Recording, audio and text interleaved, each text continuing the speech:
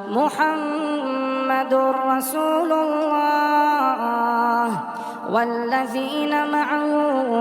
أشداء على الكفار رحماء بينهم تراهم ركعا سجدا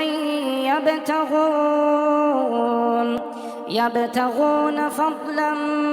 من الله ورضوانا سيماهم في وجوههم من أثر السجود ذلك مثلهم في التوراة ومثلهم في الإنجيل كزرع أخرج شطأه فآزره فاستغلظ فاستوى على سوقه يعجب الزراع ليغيظ بهم الكفار وعد الله الذين آمنوا وعملوا الصالحات